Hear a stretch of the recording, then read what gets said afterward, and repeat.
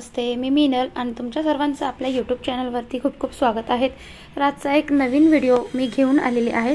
तर किचनमधली साफसफाई आणि किचनमधील स्वच्छता मी कशी ठेवते आणि किचनची काही छोटे छोटे टिप्स मी तुमच्यासोबत शेअर करणार आहे।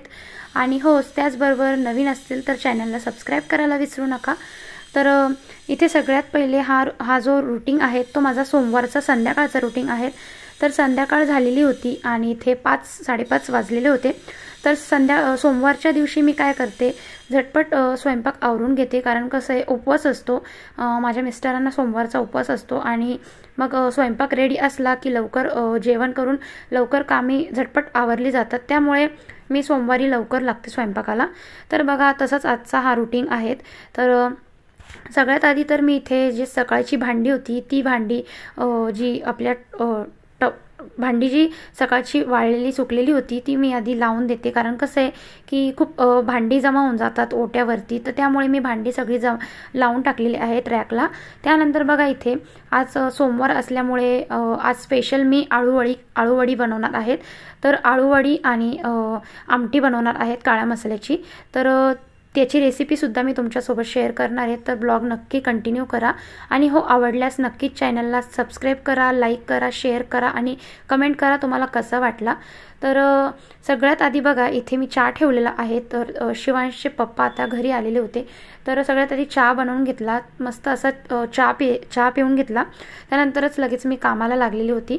तर इथे सगळ्यात पहिले जे आळूचे पानं आहेत ते छान असे नळाखाली छान असे धुवून घेतलेले आहेत। कसं असतं की आपण बाजारातून आणल्यावरती त्यावरती खूप धूळ किंवा मग खूप घाण लागलेली असते, तर ती छान असे स्वच्छ मी पानांना छान धुवून घेतलेले आहेत। त्यानंतर बघा, इथे बेसन पीठ घेतलेलं आहे। तर बेसन पीठ अंदाजे घेतलेले आहेत किती लागणार त्यानुसार। त्यानंतर त्यामध्ये लाल तिखट घातलेले आहेत, थोडीशी हळद घातलेली आहे आणि सगळ्यात मेन म्हणजे आपले जे आळूचे पानं असतात ते काही वेळेस असं होतं की ते खूप घशामध्ये खवखव करतात, तर ते तसं नको व्हायला म्हणून मग मी इथे काय करते, लिंबू आणि गूळ, लिंबाचा रस आणि गूळ घ्यायचा आहे। तर खूप छान अशी ही आळूवडी बनते आणि त्याची टेस्टसुद्धा खूप छान लागते। तर तसंच आता इथे मी लिंबू पिळून घेतलेला आहे, गूळ घेतलेला आहे। तर गुळाचे खडे होते, तर ऑटोमॅटिकली ते बेसन पिठामध्ये बोटांनी दाबले तर लगेचच त्याचं विरघळून जातात। तर तसंच मी इथे पीठ मळून घेतलेलं होतं। आणि बघा, आता इथे आळूवडी छान अशी इथे आळूवडीवरती छान असं बेसन पीठ लावून तयार करून घेते आणि ते एकीकडे आळूवडी छान रेडी झालेली होती। आणि आता इथे भात लावायचा होता, तर तांदूळ छान असे धुवून घेतलेले आहेत। तर 2-3 पाण्याने छान असे तांदूळ धुवून घेतलेले आहेत, कारण तांदूळ छान असे स्वच्छ धुवून घेतलेले आहेत 2-3 पाण्याने। आणि मग पाण्याचा अंदाज घेऊन मग इथे बघा, आळूवडी आणि तांदूळ मी भात आता लावलेला आहे। तर छान असं कुकर लावून दिलेला होता। तर एकीकडे कुकर लावल्यानंतर लगेचच मी एकीकडे नॉनस्टॉप माझी संध्याकाळचा जो रूटीन असतो तो नॉनस्टॉप चालूच असतो। तर कुकर लावून झालेला होता आणि मग एकीकडे आता आमटी बनवायचं जे आमटी बनवण्यासाठी जे लागणार आहेत, जसं कांदा, खोबरं, आलं, लसूण, कोथिंबीर, हे सगळं मी काढून घेतलेलं आहे। आणि खोबरं आणि कांदा ह्या ज्या 2 गोष्टी आहेत त्या मी भाजून घेणार आहे। तर गॅसवरती मी डायरेक्ट भाजून घेते, तुम्ही परतून घेतलं तरी चालेल कढईमध्ये, पण मी इथे भाजून का घेते, कारण आमटीची जी टेस्ट असते ती खूप मस्त लागते आणि अगदी आमटीला खूप काळा कलर येतो। तर छान अशी आमटी तयार होते। तर बघा, इथे आमटीसाठी हे जे छान असे मी छोटे छोटे टिप्स मी तुम्हाला सांगणार आहेत। जर आपल्या घरामध्ये कसं होतं की केक्स, हे जे असे कंटेनर असतात, जे प्लास्टिकचे स्टोरेज बॉक्स असतात, ते फेकून न देता मी असे हे प्लास्टिकचे जे बॉक्स आहेत त्यामध्ये आलं, त्यानंतर कोथिंबीर, मिरची असं मी त्यामध्ये स्टोअर करत असते। तर दिसायलासुद्धा छान दिसतं आणि एक प्रकारे आपलं ऑर्गनाईजसुद्धा होऊन जातं। तर बघा, आता इथे कुकरला छान अशा शिट्टी झालेली आहेत। तर 4 ते 5 मी इथे शिट्ट्या करून घेणार आहेत। तर आता वाजलेले आहेत 6:45, तर 6:45चा टाईम झालेला आहे आणि आता इथे मी दिवा लावून घेते। तर संध्याकाळचा टाईम आहे, तर अगरबत्ती दिवा मी इथे लावून घेणार आहेत। तर छान वाटतं संध्याकाळचा जो रूटीन असतो, संध्याकाळी दिवा अगरबत्ती केली की मग घरामध्ये छान असं प्रसन्न वाटत असतं। तर तसंच रुटीन असतो. आणि हो, इतके दिवस ब्लॉग का येत नव्हते तेही मी तुम्हाला सांगणार आहेत. तर ब्लॉग न येण्याचे कारण असे की मे महिन्यामध्ये तर आम्ही सुट्टीला मम्मीकडे गेलेलो होतो. तर तिथून आल्यानंतर पण शिवांशीचं स्कूल चालू झालेली होती. आणि काय होतं की शिवांशी स्कूल नवीन नवीन होतं, त्यामुळे खूप बिझी रुटीन चालू होता. बिझी शेड्यूल जो असतो तो चालू होता. तर नॉनस्टॉप दिवसभर कामं संपतच नव्हती. त्यामध्ये एडिटिंग किंवा व्हिडिओ शूट करणं खूप पॉसिबल होत नव्हतं आणि त्यामुळे मग व्हिडिओ येत नव्हते. तर आय होप आता मी तुम्हाला रेग्युलर व्हिडिओ माझ्या येणार आहेत. तर तुम्ही असंच माझ्या व्हिडिओला कनेक्ट राहा. व्हिडिओ आवडल्यास नक्कीच लाईक करा. तर बघा आता इथे सगळ्यात त्यानंतर आता इथे पुढचं काम म्हणजे जो आपलं लसूण आलं हे जे सगळं पेस्ट आहेत ती मी आता वाटून घेणार आहेत. तर चिकन असं दळून घेणार आहे. तर थोडंसं त्यामध्ये अगदी थोडंसं पाणी चिमूटभर घालून मी वाटून घेणार आहेत. कारण जास्त पाणी टाकल्याने काय होतं की छान अशी तरी येत नाहीत आणि खूप पाणी टाकल्याने पेस्ट अशी चांगली लागत नाहीत. तर त्यामुळे थोडंसंच पाण्यामध्ये अशी पेस्ट मी तयार करून घेतलेली होती. आणि आता इथे कढईमध्ये छान असं तेल टाकून घेते. तेल थोडं जास्तच टाकणार आहेत कारण आमटीसाठी तेल जास्तच पाहिजे. तेल जास्त असलं की मग आमटी छान अशी तरीदार होते. आणि बघा इथे तर काळा मसाला जो असतो तो असा मी एका काचीची जी आपले डबे असतात त्यामध्ये मी स्टोअर करत असते. तर थोडा मी आपला मसाल्याच्या डब्यामध्ये काढूनच घेत असते. तर बघा छान आता इथे काळा मसाला काढून घेतलेला आहे. तर घरगुती काळा मसाला असा मी बनवून घेतलेला आहे. तर 2 चमचे इथे मी काळा मसाला घातलेला आहे आणि छान असा मसाला इथे परतून घेतलेला आहे.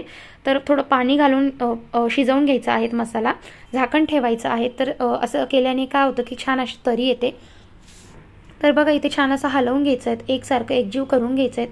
तर खूप वेळा असं परतवून घेतलं की मग इथे पाणी घालून चांगलं आमटीला छान उकळी येऊन द्यायची आहेत. तर त्यानंतर पुढचं काम म्हणजे दूध आलेलं होतं. तर दूध यांनी आणलेलं ते पण लगेचच तापवून घेत आहे. तर गाईचं दूध आणत असते कारण काय होतं की शिवांशला सकाळी तो कसं जायच्या टायमाला नाटक करतो. तर त्याला असं इथे 1 ग्लास मी दूध देऊनच देते. कारण कसं शाळेत गेल्यावरती पण मुलांना छान एनर्जी राहावं, त्यामुळे शिवांशला सकाळी दूध लागत असतं. तर मग आता आम्ही इथे दूध 1 लिटर आणत असतो. तर बघा आता इथे छान असा भात तयार झालेला आहे. तर छान असं जिरा जो राईस आहे त्याचा मी इथे भात बनवून घेतलेला आहे. तर छान असा मोकळा भात शिजवलेला आहेत. आणि आता पुढचं काम म्हणजे आळूवडी इथे छान परतून घ्यायची आहे. तर त्या कामाच्या आधी काय होतं की ओटा क्लीन करणं खूप गरजेचं असतं.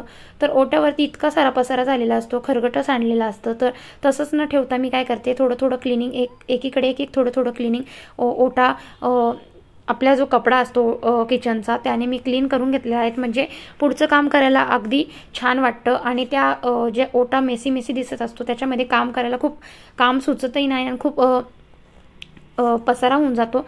तर तसं न करता मी थोडी क्लिनिंग एकीकडे करतच असते. छान आता इथे मी आळूवडी तळून घेतलेली आहेत. तर तळून घेतल्यानंतर काय होतं की नैवेद्य पाणी करून झालेला देवाला नैवेद्य दाखवलेला आहेत. आणि छान असं जे आळूवडी आहेत त्यामध्ये असं थोडीशी तीळ टाकून घेतलेली आहे. तीळ टाकल्याने काय होते की जी आळूवडी असते त्याला छान अशी टेस्ट येते. तर तुम्ही नक्कीच ही रेसिपी ट्राय करा. तर त्यानंतर आता इथे आमचे जेवण वगैरे सगळ्यांचं करून झालेलं होतं. तर वाजलेले होते 9, सव्वा 9 झालेले होते. त्याच्या आसपास सगळ्यांचं जेवण करून झालेलं आणि लगेचच इथे भांडे घासायला घेतलेले. काय होतं की सकाळी शिवांशला जी स्कूल असते तर त्याला 7लाच उठवायला लागतं आणि झोपायला आम्हाला 12-1 वाजून जातो. तर काय होतं सकाळी उठायला तो खूप त्रास देतो.